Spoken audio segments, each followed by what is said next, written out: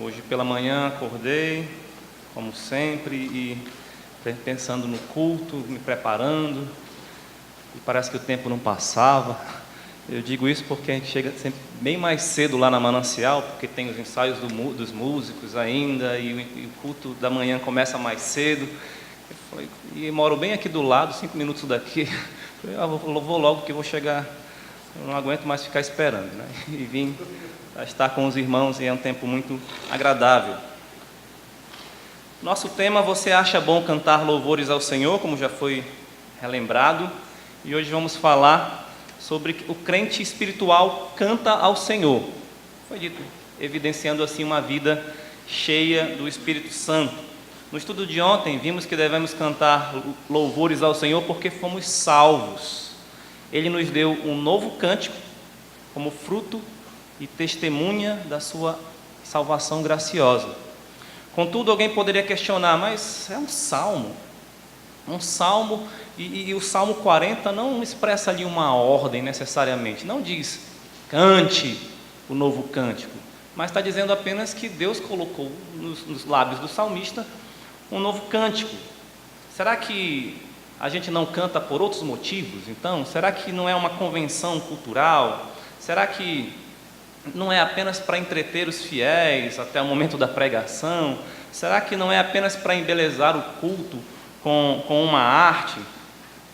Quem pensar assim pode concluir que a música no culto, o canto congregacional, é um mero adereço, é opcional, e que talvez dependa apenas da personalidade do adorador. Davi era um músico, então por isso ele disse cante ao Senhor, ou por isso ele disse que Deus colocou nos lábios dele um novo cântico, ou então de acordo com a personalidade de cada pessoa, ou não personalidade simplesmente, mas com a capacidade. A pessoa sabe cantar, e por isso que ela fica dizendo vamos cantar. O Renato aqui está sempre pedindo para nós cantarmos porque ele gosta de música, porque ele gosta de cantar, mas e quem não gosta? E quem não sabe cantar? Então pode vir ideias na cabeça de algumas pessoas assim: não, música é opcional, quem quiser canta, quem não quiser não canta. No salmo que nós vimos ontem, necessariamente não é uma ordem. Será? A gente pode até pensar um pouco mais no passado. Ontem também tivemos aqui uma palestra sobre a música na Reforma, ou antes da Reforma, na Reforma, pós-Reforma. Então quero lembrar um reformador, o reformador suíço Zwinglio. Ele foi comprovadamente e ironicamente melhor músico do que Lutero.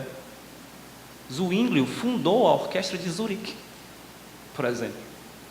Mas, por ser profundamente treinado no racionalismo, ele creu que a adoração deveria ser mais voltada para o ensino da palavra do que para a devoção expressiva. Então, talvez até por temer o poder da música, ele proibiu completamente a música na sua igreja. Então, Lutero, vamos cantar, trouxe a música de volta para a congregação, instrumentos musicais e tudo mais. Calvino, vamos cantar apenas os salmos. Zwinglio, não vamos cantar nada, não vamos cantar e nem tocar nada. Veja, um dos grandes reformadores, e ele tinha esse pensamento. Contudo, sabemos que durante toda a existência humana, a música sempre esteve presente nas celebrações, sejam festivas, especialmente nas religiosas. E na Bíblia há várias passagens, principalmente nos Salmos, que expressam essa ordem, ou pelo menos esse convite: cantai ao Senhor. 1 Crônicas 16:9 está escrito: cantai-lhe ao Senhor, cantai-lhe salmos, narrai todas as suas maravilhas. No Salmo 47:6 diz: salmodiai a Deus, cantai louvores. Salmodiai ao Rei, cantai louvores. E salmodiar é praticamente um sinônimo de cantar. Então veja como o salmista está sendo enfático: cantai, cantai, cantai ao Senhor, cantai louvores. O Salmo 64:4 diz: cantai a Deus, salmodiai o seu nome, exaltai o que cavalga sobre as nuvens. Senhor é o seu nome, exultai diante dele. O Salmo 68:32 diz: reinos da terra, cantai a Deus, salmodiai ao Senhor. O Salmo 105:2 diz: cantai-lhe salmos, narrai todas as suas maravilhas. Isso só para lembrar de alguns salmos, porque existem muitos e muitos outros textos que dão essa ordem, que expressam essa ordem: cantai ao Senhor. No entanto, alguém ainda poderia dizer: mas os salmos são uma literatura poética, são poesias, são hinos, não tem a função principal então de ser dogmática, não é doutrinária, profundamente doutrinária como as cartas do Novo Testamento, não tem então, os seus imperativos não são necessariamente no uso que nós temos usado quando diz, faça isso, então eu tenho que fazer. Ou seja, não são proposições, são poesias, e que normalmente expressam uma lição principal. Então, é verdade, mas os salmos se concentram especialmente, sobretudo, em adoração e oração, sendo ao mesmo tempo palavra para Deus, acerca de Deus, mas também a palavra de Deus instrutiva para nós, porque foi inspirada pelo Espírito Santo.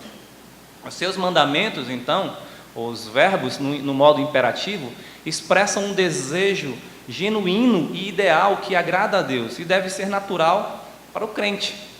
Por exemplo, o Salmo 147:1 diz: louvai ao Senhor, porque é bom e amável cantar louvores ao nosso Deus. Fica-lhe bem o cântico de louvor.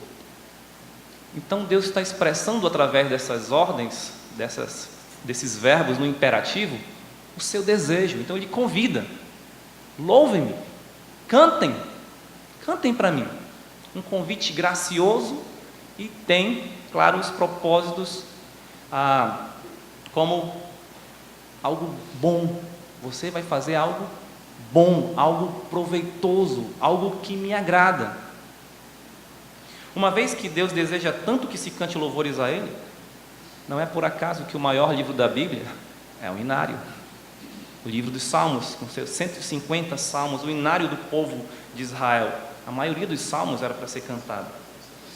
O povo de Deus em toda a Bíblia sempre cantou louvores ao Senhor, seja com um grande aparato musical ou da forma mais simples. De fato, Deus ordenou que o seu povo assim o fizesse, porque isto muito o agrada. Ele chamou o seu povo, Ele convidou o povo a adorá-lo com música. Portanto, devemos adorar a Deus com música, e com música adequada. Mas ainda podemos perguntar, mas por que Deus se agrada tanto de adoração com música? Por que Ele deseja que o seu povo lhe cante louvores? Não existe outra forma de louvá-lo? Não podemos louvá-lo de outras maneiras? Hoje nós vamos estudar Efésios capítulo 5, um trecho de Efésios 5, peço que os irmãos abram.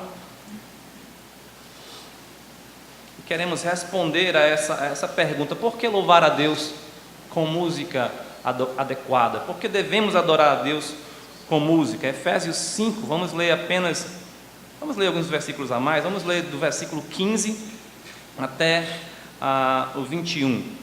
Efésios 5, 15 a 21.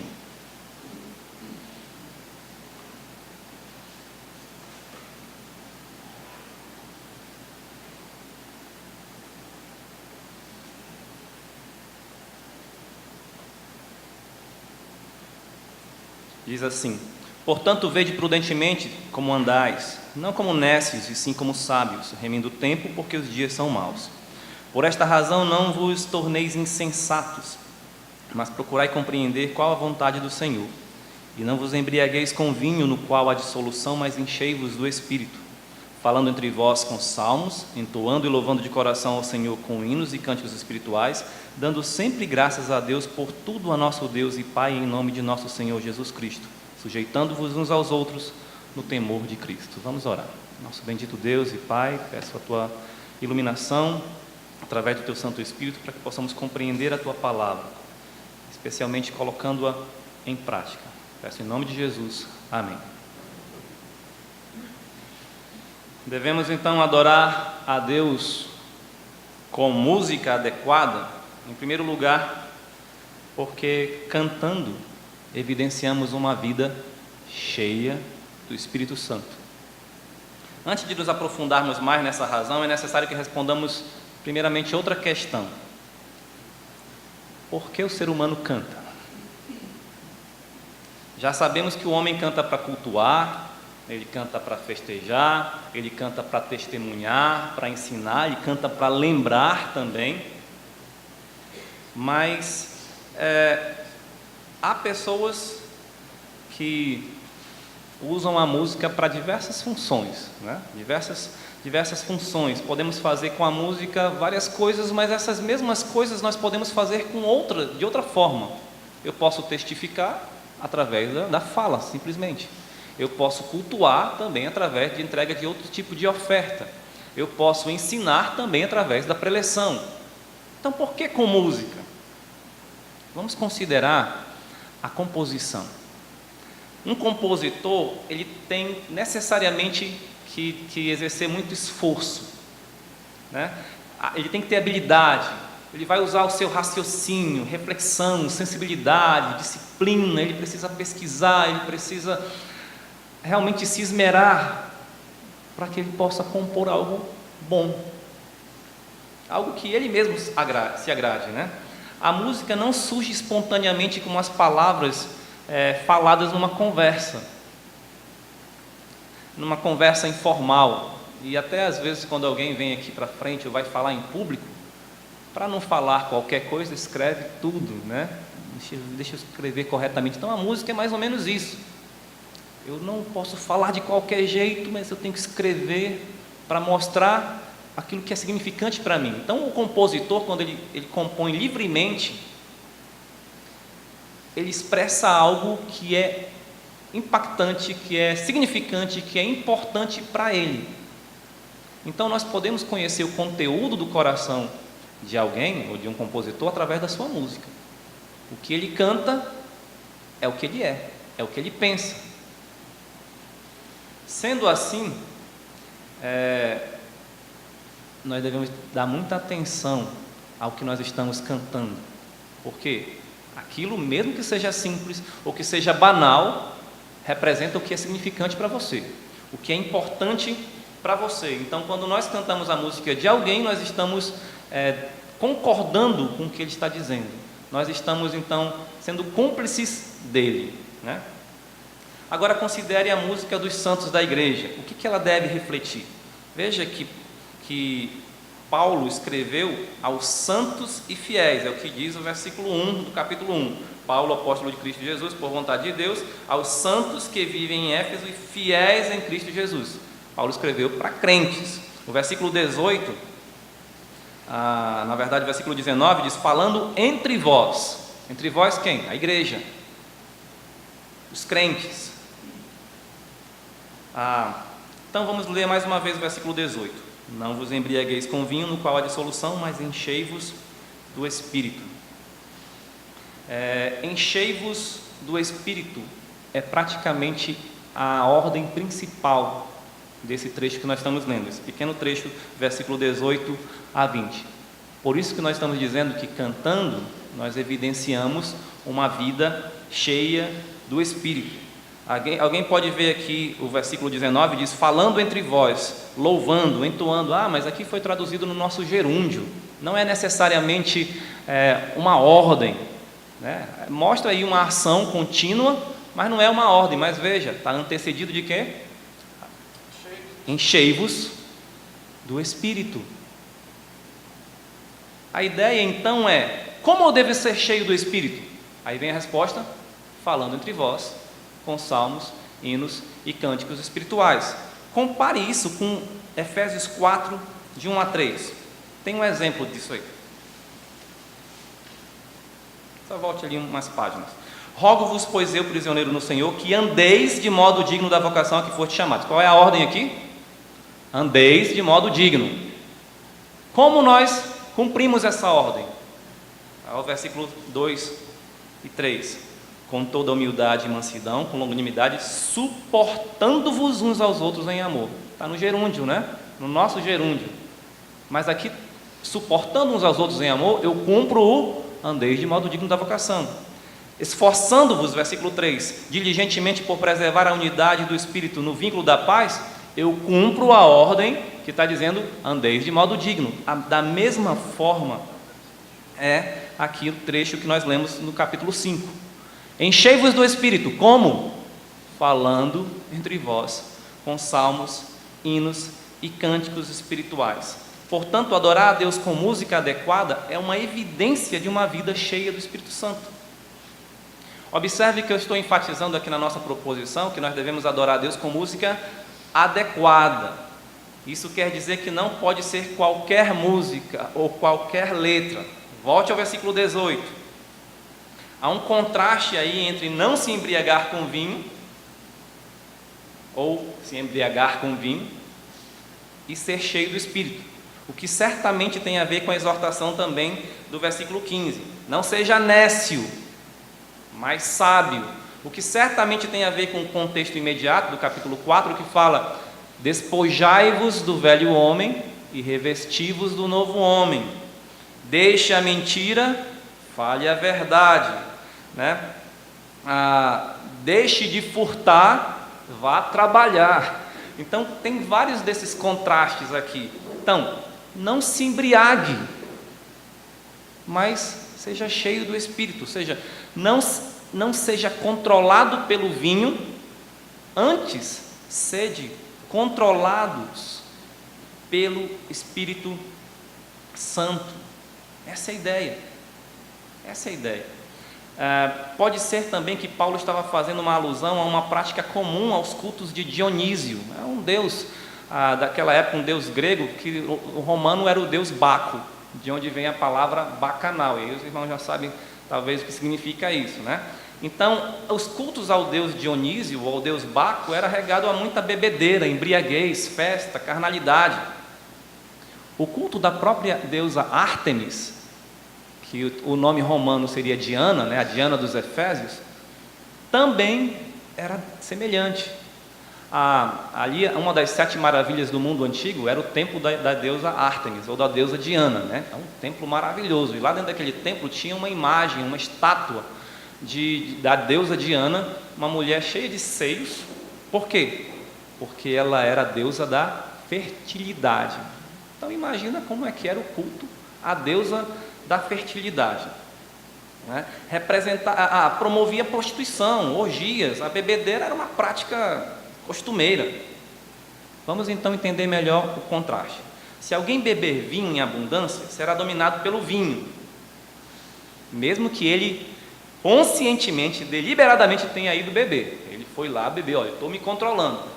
Só que à medida que ele vai bebendo, passa a não ter mais controle de si. Ele é controlado pelo vinho. Lembra do resultado? Não vos embriagueis com vinho, no qual há dissolução. O que significa dissolução? Uma vida descontrolada, desregrada. Ou seja, eu não tenho mais controle sobre mim. Quem tem é o vinho. O contraste então é: deixa de fazer isso e sede cheios do Espírito Santo, sede controlados pelo Espírito Santo, dirigido pelo Espírito Santo. Não beba vinho, beba das coisas do Espírito. Se o crente, porém, bebe abundantemente das coisas do Espírito, será controlado pelo Espírito Santo e andará sabiamente, conforme a vontade de Deus. Não sede nécios, mas sábios. Procure compreender qual a vontade de Deus. Então, aproprie-se, desfrute do controle do Espírito Santo. Assim haverá uma cooperação entre o crente, que se submete livremente ao Espírito Santo, e o Espírito que guia o crente na santificação progressiva. Isso o escritor Jerry Bridges chama de responsabilidade dependente. Ou seja, é nossa responsabilidade, mas ao mesmo tempo só podemos fazer algo na dependência do Espírito Santo. Os adoradores de Ártemis, Dionísio e de outros deuses pagãos viam na bebedeira, na imoralidade, uma forma de adoração e identificação com seus deuses. Isso lembra o Salmo 115:8, né? Tornem-se semelhante a eles os que o fabricam, ou seja, semelhante aos deuses. As pessoas se tornam semelhantes aos seus deuses. Para os cristãos, com suas músicas, eles deveriam evidenciar uma vida cheia do Espírito Santo, identificando-se com Cristo, com o seu Deus, com o seu Salvador. Podemos então inferir que a música que os santos devem cantar a Deus segue a mesma orientação de não ser nécia, mas ser sábia, né? Ela não deve ser inebriante ou embriagante, mas deve promover o controle do Espírito Santo. Portanto, nossa responsabilidade é usar um tipo de música com o qual o Espírito Santo possa trabalhar na nossa vida poderosamente, possa nos controlar, possa nos dirigir. O versículo 19, então, Paulo parece que está indicando 3 tipos de música: salmos, hinos e cânticos espirituais. Vamos meditar um pouco sobre cada um deles nesse primeiro período. O que são salmos? Alguém desavisado poderia questionar que os salmos não são músicas, talvez por pensar no nosso cotidiano. Hoje, infelizmente, poucas vezes cantamos salmos, mas há salmos que nós podemos cantar. Então, quando alguém fala em salmos nos dias de hoje, está pensando nos textos bíblicos e alguém que vai ler ou recitar um salmo, ou meditar num salmo. Mas eu creio que quando está falando de salmos aqui, está falando das músicas. Os salmos, sim, texto bíblico, mas cantados, né? Cantados. Alguém poderia pensar dessa forma, porque no texto mesmo está dizendo, falando entre vós com salmos. Está vendo? É falar, não é cantando. Só que isso apenas expressa que música é uma linguagem, é uma comunicação, uma mensagem. E veja que está dizendo, falando com salmos e hinos. Fale com hinos também, ou seja, cante, é o que está dizendo. Fale com cânticos espirituais, cante. Outra coisa, a própria palavra salmos é uma transliteração da palavra grega, que em português significa ato de fazer vibrar, produzir som, na qual é referido na Bíblia como uma canção piedosa a Deus, normalmente falando ou acompanhada, falando sobre o que Deus fez, né? Mas acompanhada por um instrumento de cordas. No hebraico, a palavra salmo significa cantar, fazer música, tocar um instrumento musical. Por que os escritores bíblicos iriam usar o termo salmo se não fosse para falar sobre uma canção do inário, saltério, o inário dos judeus?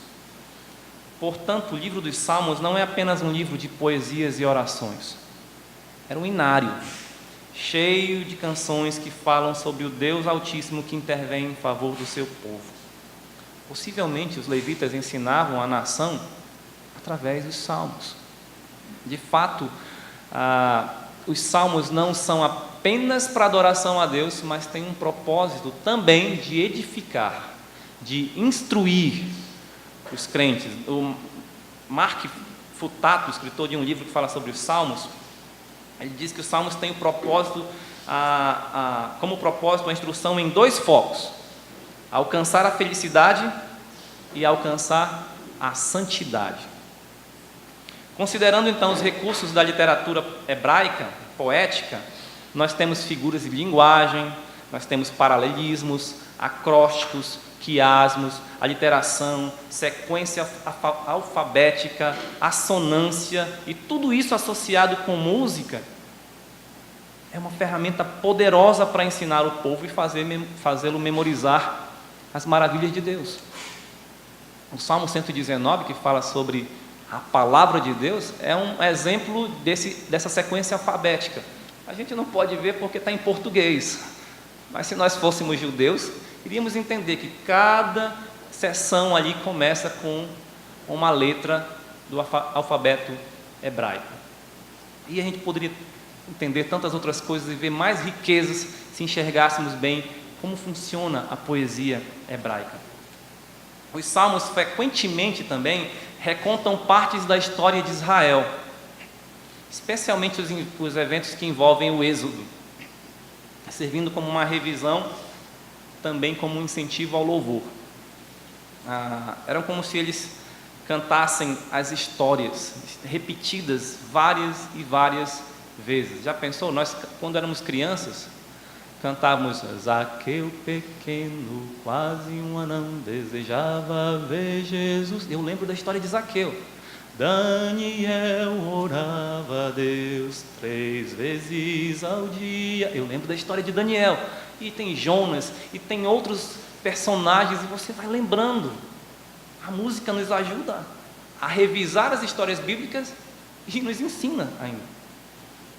Então, D.A. Carson afirma que assim, na repetição das coisas divinas e por meio de recontar as histórias, devemos implantar profundamente dentro da nossa alma as verdades gloriosas sobre Deus e sobre o que Ele fez, o que de outra forma poderíamos esquecer em pouco tempo.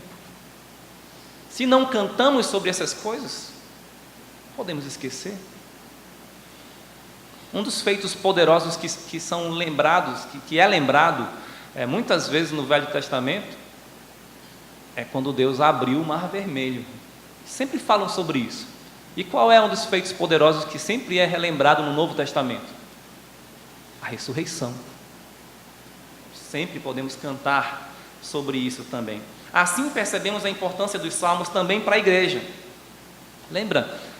Paulo era um judeu e ele estava mandando uma carta, enviando uma carta para uma igreja gentílica. Certo? Provavelmente a carta aos Efésios não era apenas para a igreja de Éfeso, mas era uma carta circular, ou seja, várias igrejas iam ler aquela mesma carta. Ele estava mandando para igrejas gentílicas e estava dizendo: cantem salmos. Ué, mas salmos não é o inário dos judeus?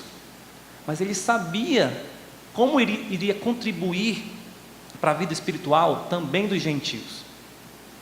Só fazendo parênteses, às vezes a gente esquece ou não quer mais cantar certos hinos tradicionais, antigos e de outros países, porque pensamos: mas nós somos brasileiros, nós somos modernos, né? Devemos cantar coisa nova agora, dos nossos dias e do nosso povo, e aí queremos esquecer todo o tesouro da inódia dos nossos antepassados, dos missionários que vieram de outros países, até de outros continentes, e que tinham hinos que o ajudavam tanto no seu crescimento espiritual. Paulo não rejeitou os salmos, mesmo sendo para igrejas gentílicas. Cantem salmos. Veja que ele escreveu sobre os salmos para Éfeso, escreveu para Colossos, a igreja dos Colossenses, escreveu para os Coríntios, 1 Coríntios 15 e 26, né? Um tem salmo, outro tem doutrina. Então, considerando que os salmos são a palavra de Deus, inspirados pelo Espírito Santo e que refletem o desejo ideal do crente para com o Senhor, o seu uso evidencia uma vida cheia do Espírito Santo. O que são hinos? Assim como os salmos, a palavra hinos não vem nem precedido nem sucedido por um adjetivo. Salmos são salmos, hinos são hinos. Mesmo assim, ele carrega em si mesmo um significado convencional de canção especial de louvor a alguém ou alguma coisa. Por exemplo, hoje, quando nós falamos de hinos, a gente pode pensar logo no hino nacional brasileiro, por exemplo, ou no hino do seu time de futebol, ou as crianças no seu hino da escola. Há uns meses atrás eu fui à escola dos meus filhos e o que eles cantaram lá? O hino da escola. E normalmente esses hinos, hino da escola, o hino pátrio, o hino à bandeira, né, então, dos símbolos nacionais, o hino do seu time de futebol faz o quê?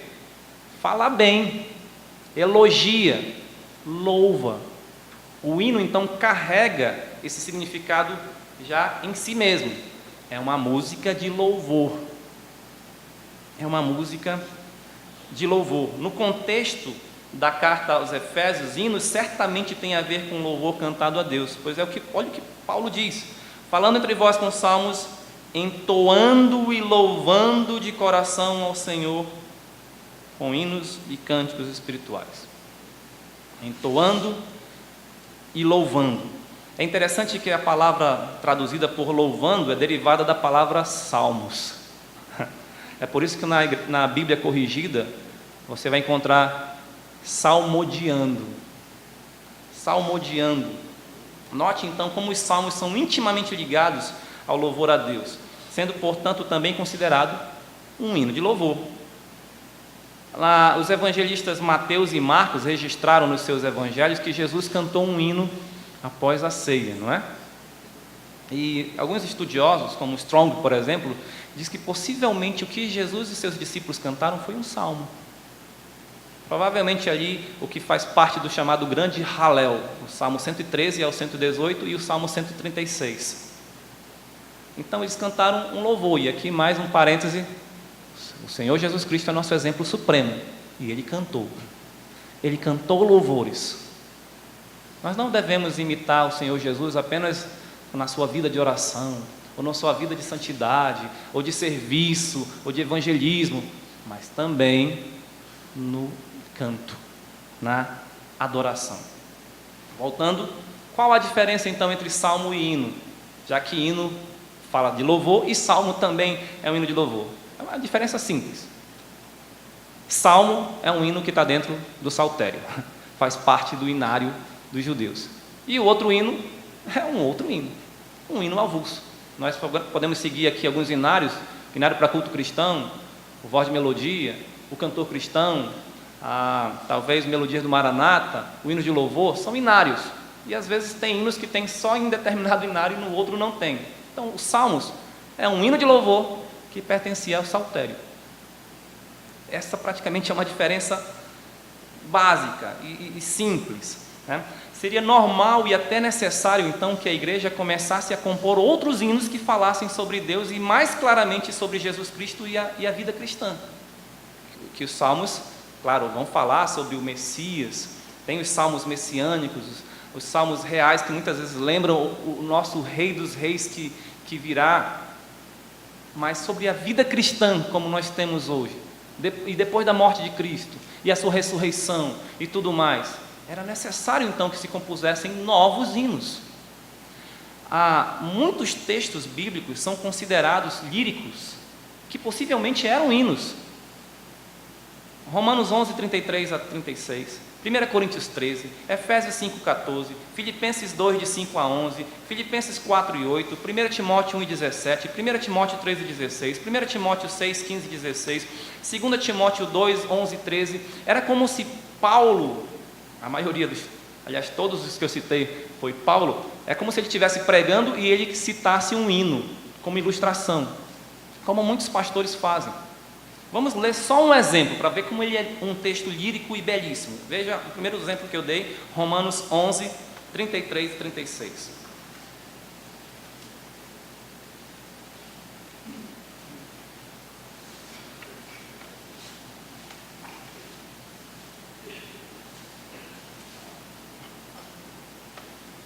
Diz assim: ó profundidade da riqueza, tanto da sabedoria como do conhecimento de Deus.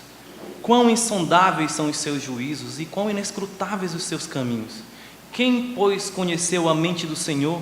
Ou quem foi o seu conselheiro? Ou quem primeiro deu a ele para que ele venha a ser restituído?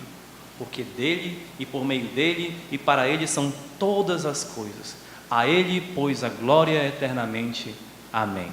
Veja que letra belíssima. Isso poderia muito bem ser um hino.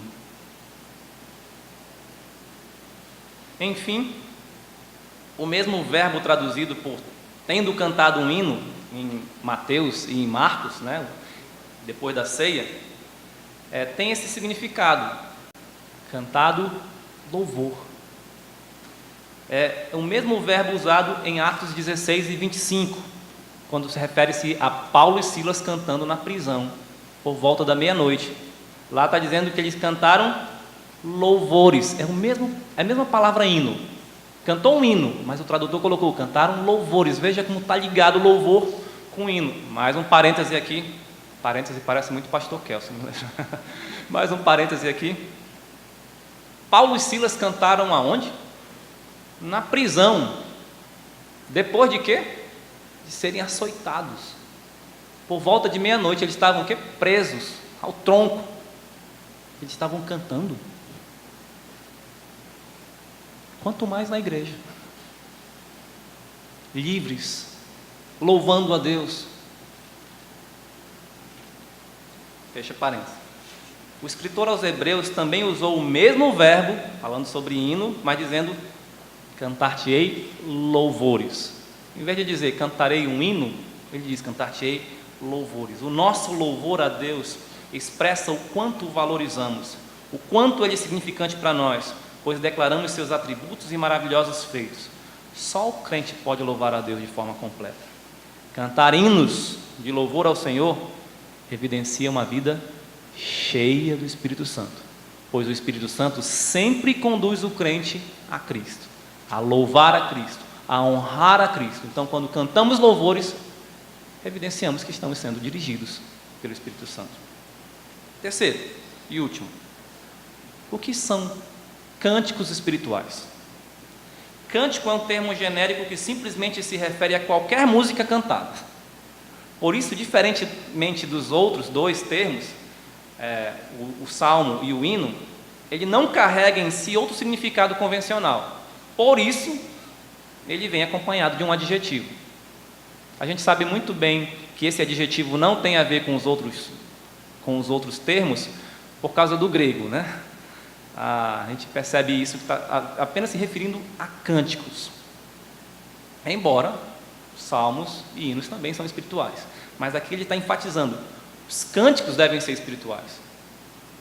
Neste caso, mais uma vez, concluímos que aquele que busca ser cheio do Espírito Santo não o faz cantando uma música qualquer, mas entoando um cântico espiritual. Eu já li de vários autores que definem cânticos espirituais por cantos espontâneos. Já ouviu o cântico espontâneo? Vem o cantor, né, e canta a música e ao mesmo tempo ele começa a fazer umas firulazinhas. Ó Senhor, eu te louvo, ó Senhor, e aquela coisa toda que não está na partitura, mas ele começa. Por que ele diz que é um cântico espiritual? Porque é como se naquele momento ele fosse inspirado pelo Espírito Santo a cantar aquilo que não está na partitura. Uma outra definição é que cântico espiritual era só aquelas melodias vocalizadas, assim, parecendo até meio místico, né? Etéreo. Outros entendem cânticos espirituais como um conteúdo subjetivo, isto é, que falam mais sobre o testemunho de vida do autor e dos seus sentimentos, contrapondo-se à objetividade dos salmos e dos hinos de louvor. Talvez por traduzirem o adjetivo espiritual como algo referente ou relativo ao espírito humano. Nós vamos falar daqui a pouco sobre isso, ou ao coração, o que é possível. Contudo, eu não vejo no contexto o porquê disso, uma vez que Paulo já diz no próprio versículo, entoando e louvando de coração. Ele já está falando isso de uma outra forma. Acredito que espirituais nesse texto quer dizer relativo às coisas do Espírito de Deus, do Espírito Santo, conforme o caráter e as verdades do Espírito Santo. Sendo assim, o conteúdo do cântico espiritual é bíblico e seu estilo musical tem um caráter santo, o que combina com a ordem principal desse trecho: sede cheios do Espírito. Como? Cantando músicas espirituais, músicas que sejam dirigidas pelo Espírito Santo, músicas relativas às coisas do Espírito Santo, ou seja, coisas bíblicas. Aqui é inevitável fazermos um contraste. O que, segundo a Bíblia, é oposto a algo espiritual? O que é carnal. Vejamos algumas referências bíblicas que fazem distinção entre carnal e espiritual, carne e espírito. 1 Coríntios 3:1 diz assim: eu, porém, irmãos, não vos pude falar como a espirituais, e sim como a carnais, como a crianças em Cristo. Eu vou ler rapidamente, talvez os irmãos não precisem nem abrir, né, porque eu só estou citando. Romanos 8:5 diz: porque os que se inclinam para a carne cogitam das coisas da carne, mas os que se inclinam para o Espírito, das coisas do Espírito. Gálatas 5:16 diz: digo, porém, andai no Espírito e jamais satisfareis a concupiscência da carne. E o versículo 17: porque a carne milita contra o Espírito e o Espírito contra a carne, porque são opostos entre si, para que não façais o que porventura seja do vosso querer. Embora esses textos não estejam falando especificamente sobre música, eles podem ser aplicados a este assunto, pois eles mostram um contraste que pode ser visto em qualquer área dentro do contexto da igreja. O primeiro versículo contrasta maturidade na fé versus imaturidade. É claro, eu não pude falar como espirituais, como pessoas maduras, mas como crianças, como pessoas imaturas. O segundo texto vai falar sobre outro contraste, entre a vida espiritual, ou seja, o crente, versus a morte espiritual, o descrente. E o terceiro e quarto texto, na verdade está no mesmo, né? Gálatas 5, 16 e 17, vamos falar sobre espiritualidade, é uma vida de santidade, né? Versus uma vida de carnalidade. Ou no caso de Efésios, ser embriagado com vinho, versus ser cheio, né, do Espírito Santo. Continuando na passagem de Gálatas 5, encontramos uma declaração no versículo 18 que se harmoniza perfeitamente com o que estamos tratando aqui. Fala, se sois guiados pelo Espírito. Em outras palavras, se estiverdes cheios do Espírito Santo. A partir daí, Paulo apresenta as obras da carne. Os irmãos conhecem bem o texto. E depois ele contrasta com o fruto do Espírito. E aí termina dizendo, se vivemos no Espírito, andemos no Espírito. Aplicando tudo isso ao nosso assunto, não devemos cantar músicas que façam apologia às obras da carne. Antes, apenas as que expressam o fruto do Espírito: amor, alegria, paz, longanimidade, benignidade, bondade, fidelidade, mansidão, domínio próprio. Se nós já temos o Espírito e devemos ser cheios do Espírito, cantemos cânticos espirituais. Porém, pelo que vimos até aqui, podemos concluir que Paulo estava se referindo mais ao conteúdo das letras, né, do que o próprio estilo musical.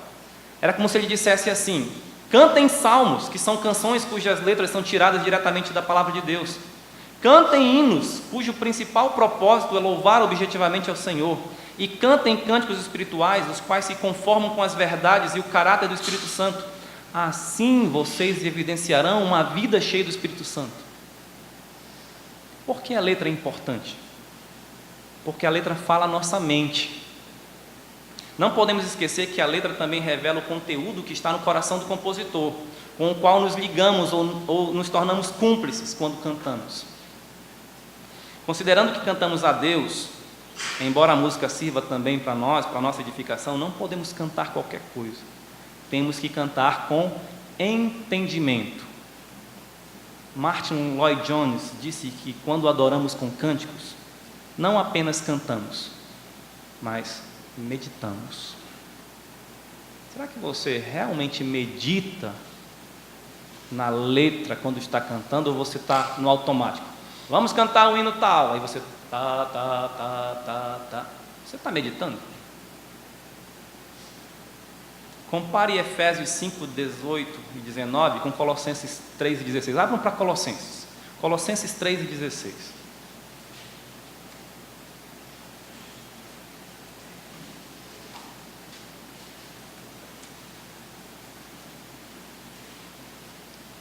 Diz assim, Colossenses 3 e 16: habite ricamente em vós a palavra de Cristo, instruí-vos e aconselhai-vos mutuamente em toda a sabedoria, louvando a Deus com salmos, hinos e cânticos espirituais, com gratidão em vosso coração. Habite ricamente em vós a palavra de Cristo é equivalente a enchei-vos do Espírito. Veja que o texto é muito semelhante a Efésios 5, 18, a parte B, e 19. Então, o crente habitado pela palavra de Cristo é cheio do Espírito Santo. E o que é cheio do Espírito Santo é habitado pela palavra de Cristo. Cantamos então para a nossa própria edificação espiritual. Zwinglio proibia o canto na igreja porque queria enfatizar somente o ensino da palavra. Mas a música cristã é uma poderosa ferramenta do ensino das Escrituras. Veja o quanto ele perdeu. Lutero disse certa vez à sua congregação: eu sei que segunda-feira, ou seja, amanhã, vocês terão esquecido o meu sermão, mas os hinos que os faço cantar, vocês nunca esquecerão. Os próprios inimigos de Lutero disseram que ele ganhou mais pessoas para a sua igreja através dos seus hinos do que mesmo através dos seus sermões. E veja, a concorrência é meio desleal, né? Eu não sei quantos lembram dos sermões que já ouviram aí pela vida. Porque você ouve uma única vez. Talvez o pastor resolva repetir de novo na sua igreja. E quando ele repete, normalmente em outra igreja. Mas você não fica lembrando todo dia do sermão do pastor. Mas os hinos você lembra. Você canta um dia, canta no outro, canta um domingo sim, no outro domingo não, e depois no outro domingo sim, e tal, você canta. Então veja como uma obra, uma ferramenta poderosa para o ensino. Também a letra tem uma questão moral. Devemos ainda sempre levar em conta que nossas expressões do coração serão julgadas como certas e erradas, ou erradas. Nós nos expressamos através de palavras, através de ações, através de aparências. Então todas essas expressões então são questões morais. A música, sendo uma dessas expressões, se torna uma questão moral, a qual também deve ser analisada em termos de certo ou errado. Então, não podemos cantar qualquer música vulgar, ou com gírias, ou com palavrões, ou com coisas. É uma questão moral. Então, cuide da letra. Também é preciso cautela em relação à fonte. Daí reforça-se a importância de usarmos músicas que expressem o que é correto diante de Deus. Letras que falem de suas verdades, suas maravilhas, de uma forma nobre, digna, elevada, santa. Para isso, a fonte precisa ser santa. Mateus 12:35 diz: o homem bom tira do bom tesouro coisas boas, mas o homem mau, do mau tesouro, tira coisas más. Os salmos vêm de uma fonte inspirada por Deus, a Bíblia. Os hinos e cânticos espirituais vêm de corações que amam e temem ao Senhor e são guiados pelo Espírito Santo. Se cantarmos músicas mundanas, vem de onde? Que fonte é essa? Traz alguma coisa que nos edifica? A marca de uma música adequada para adoração é aquela que promove, através de sua letra, uma vida cheia do Espírito Santo. Pais, cuidado com o que vocês estão fazendo os seus filhos ouvirem ou assistirem. Eu sei que hoje, na verdade já há algum tempo, está na moda aqueles DVDs de música gospel só para baixinhos, né? Tem uma cópia das músicas da Xuxa, só que gospel. Seria mais ou menos uma coisa nesse sentido. Será que a letra dessas músicas vai edificar os nossos filhos? Eu lembro de uma música, até hoje, olha, veja, eu cantava quando criança, que diz: por mim morreu Jesus, cravado numa cruz, no monte do Calvário, por mim morreu Jesus. E tem a segunda estrofe de ressuscitou e tudo mais. Essa letra edifica? Sim. Agora você já parou para prestar atenção na letra das musiquinhas infantis que hoje, modernamente, são espalhadas por aí? Será que tem letras assim, que edificam? Ou elas estão mais voltadas a divertir o seu filho? Tem que ser uma música empolgante, uma música que faz as crianças vibrarem e dançarem e tudo mais, porque aí elas vão gostar. Mas edifica? Cautela. É importante. Você acha bom ser um crente espiritual? Isto é, um crente cheio do Espírito Santo? Então, cante louvores e cânticos cujas as letras são verdadeiramente espirituais. O crente espiritual não fica calado. Ele canta. A igreja cristã passou aproximadamente 1000 anos sem poder cantar. Só o clero cantava. Na Reforma, o canto congregacional ressurgiu. Nós temos oportunidade de cantar hoje. Por que não fazê-lo? As pessoas espirituais não são apenas clero. São todos, devem ser cheios do Espírito Santo. Todos nós, todo crente. Na verdade, hoje, às vezes, acontece um contraste. Às vezes, as pessoas espirituais são tidas como aquelas que só meditam. Ou seja, enquanto os crentes estão cantando, os crentes comuns, né? Os super espirituais estão ali, orando, meditando. Eu não canto, eu apenas medito. Não. O espiritual canta. Portanto, os nossos líderes, os nossos pastores, devem dar o maior exemplo disso. Eles são os primeiros a cantar. Devem ser. Às vezes a gente diz, nosso pastor tem que ser espiritual, né? Então ele deve cantar. Eu preciso ser espiritual, sim? Então eu devo cantar. Não podemos inverter. Antes o clero cantava, a congregação não. Agora a congregação tem que cantar, os pastores não. Não, todos devem ser espirituais e cantar músicas espirituais. No próximo tempo nós vamos falar então mais sobre a segunda razão por que devemos cantar, adorar a Deus através de música adequada.